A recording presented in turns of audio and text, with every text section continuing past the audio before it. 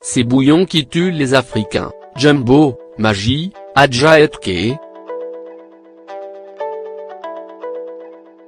Dolly, Maginokos, Jumbo, Maggi, Joker, Adja, Jongué, Tak, Mami, Khadija, Dior, Temtem, autant de bouillons utilisés par la cuisinière sénégalaise pour apporter la différence dans sa marmite. C'est une assiette de maladie chronique silencieuse qu'elle serrait.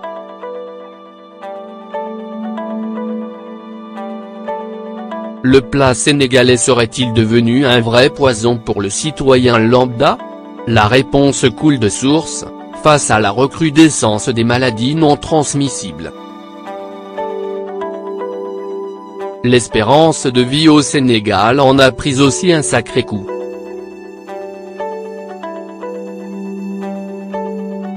De nos jours, le repas traditionnel, bien assaisonné, présenterait des goûts culinaires souvent plus exquis que ceux de nos mamies.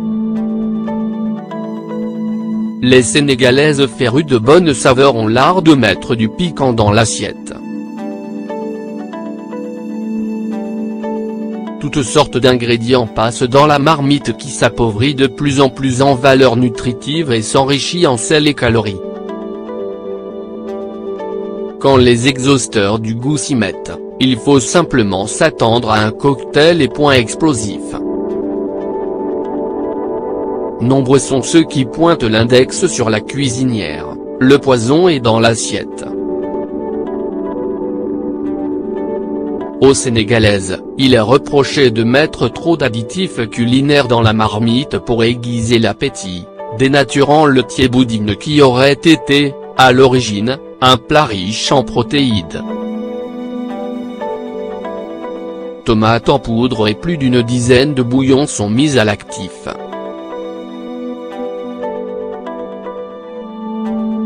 La recrudescence des maladies telles le diabète et l'hypertension artérielle sont causées par nos femmes qui nous tuent à petit feu, avec leurs substances toxiques.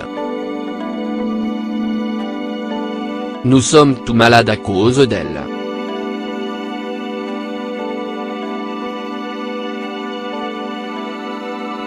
Elle ne cherche qu'à écourter la vie des hommes et souligne, un brin ironique, un vieux qui tient sur ses 70 berges, rencontré au centre de diabétologie Marc Sancalé.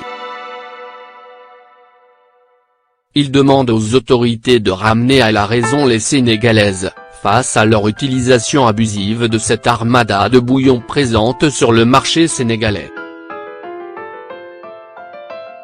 Il n'est pas le seul.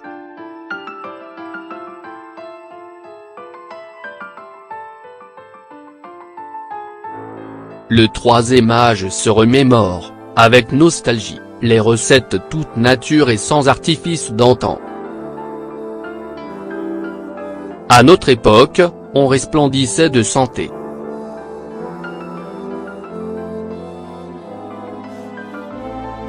On était en pleine forme, car on mangeait sainement.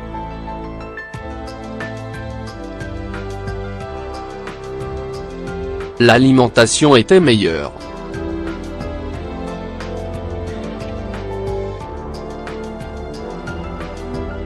Du tout bio.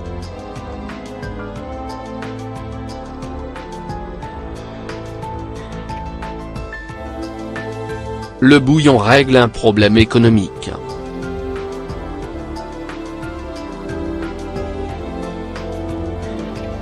Il donne l'illusion du goût.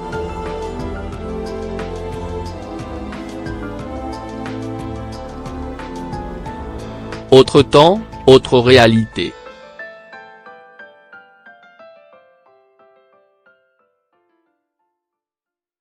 La crise économique a donné un coup de fouet au panier de la ménagère.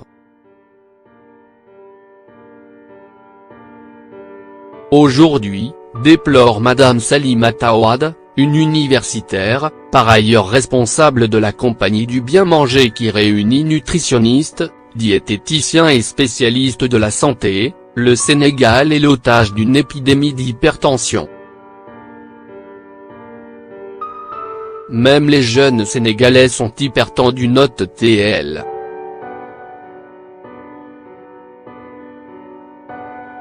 et ce à cause d'une alimentation trop riche en sel.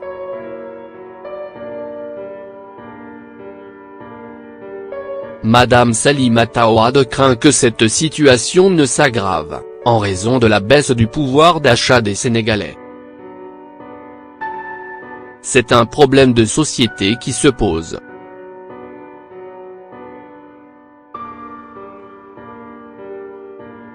La structure du budget n'est plus la même.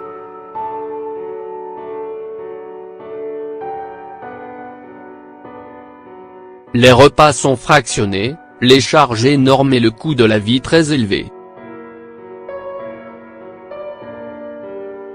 Quand elle passe à la loupe les habitudes alimentaires des Sénégalais, c'est pour détecter que le mal est d'une dimension économique. Madame Salimata Ouad de s'expliquer.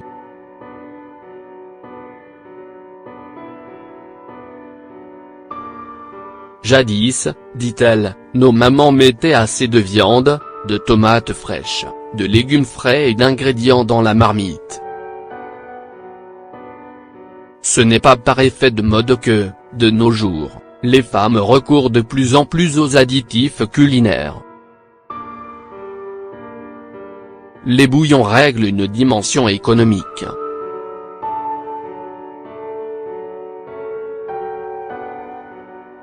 Ils donnent l'illusion du goût.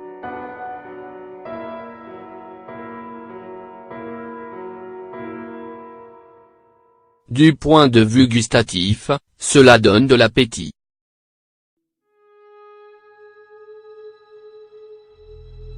Rééduquer le Sénégalais et lui apprendre à manger sainement.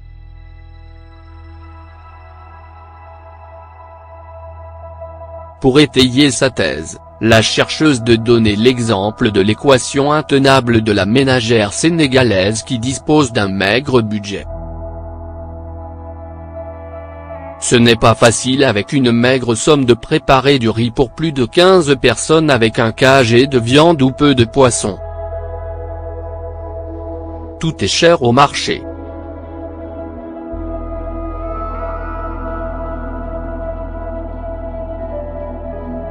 Des sardines qui se vendaient à 50 F par pièce s'échangent aujourd'hui à 500 F, le kg de Ketia coûte 1200 F CFA, un kg de tomates fraîches est vendu à 600. Elles n'ont pas souvent le choix, explique TL.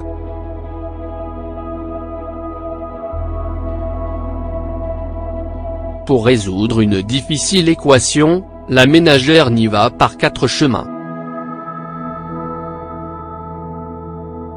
Elle se rabat sur les multiples bouillons qui donnent le goût du poisson, de la tomate, des épices, de la viande ou des légumes. Il suffit juste de débourser au maximum 200 F pour s'offrir autant de saveurs. Et le tour est joué même si les conséquences sont désastreuses, avec des maladies chroniques silencieuses. Il s'y ajoute, d'après la chercheuse Salimata Ouad, qu'il y a trop de sel dans notre alimentation. On aime ce qui est saturé en gras et en sel.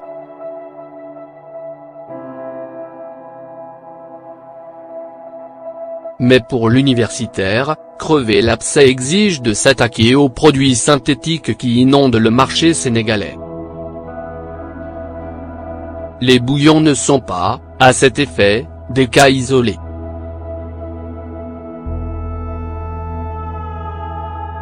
On ne boit plus, par exemple, du jus mais que des arômes qui sont des produits chimiques. Avec le système des journées continues, les sandwichs, très prisés à midi, se font à forte teneur de mayonnaise, de moutarde, de ketchup qui sont tout aussi nuisibles à la santé. Comme solution, Madame Salimata Ouad préconise le retour du repas commun en famille. On n'a pas d'alimentation idéale à proposer, cela n'existe pas. On doit partir de ce que les gens ont pour changer leurs habitudes alimentaires, en tenant compte des données économiques.